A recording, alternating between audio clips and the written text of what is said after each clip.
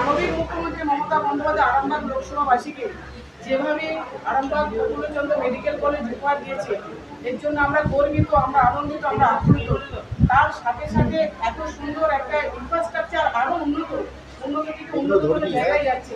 সবটাই কিন্তু রোগীদের ঘিরে, যে সমস্ত রোগীরা আসবে তারা যাতে খুব তাড়াতাড়ি চিকিৎসা পায়, দ্রুত চিকিৎসা পায়, তার জন্য এত আধুনিকীকরণের ব্যবস্থা।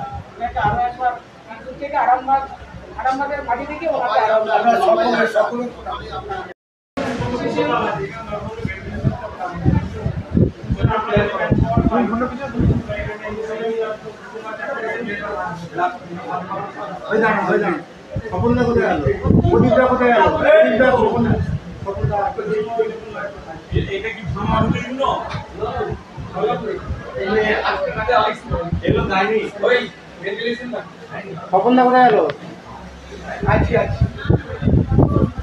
ধন্যবাদ জানাবো মাননীয় মুখ্যমন্ত্রী মমতা বন্দ্যোপাধ্যায়। এই জন্যই তিনি মানবিক।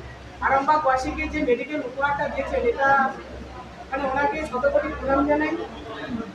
আমরা আরো উন্নত মান, আরো দেখবেন আপনারা, আমরা সবাই দেখতে পাবো আরো উন্নত যেখানে পৌঁছেছে আরামবাগ মেডিকেল কলেজ। যেমন আমরা নতুন ওপিডি, নিউ ওপিডি, যেটা এসি বিল্ডিং, পশ্চিমবঙ্গের খুব কমই আছে। আরামবাগ প্রফুল্লচন্দ্র মেডিকেল হসপিটাল যেটা হয়েছে মাননীয় মুখ্যমন্ত্রী মমতা বন্দ্যোপাধ্যায়ের অনুপ্রেরণার, এটা আমাদের কাছে একটা আরামবাগ লোকসভা শুধু আরামবাগবাসীদের জন্য নয়, বহু মানুষের কাছে আমাদের গৌরবের বিষয়।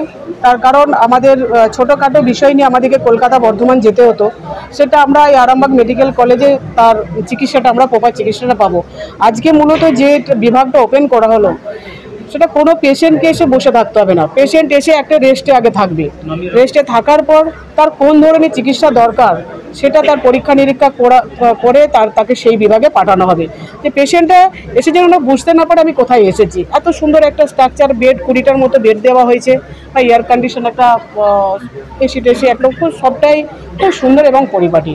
এবং সব যেটা আজকে আপনারাও দেখছেন, মূলত সবটাই কিন্তু আমাদের পেশেন্ট পার্টিকে ঘিরে, পেশেন্ট নিয়ে।